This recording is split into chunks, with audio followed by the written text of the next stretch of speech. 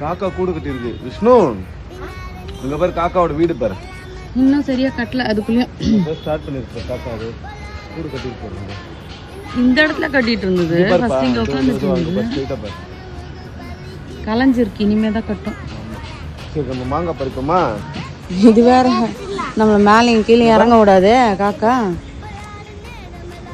எது எடுக்கலாம்? மாங்காய் மாங்காய்.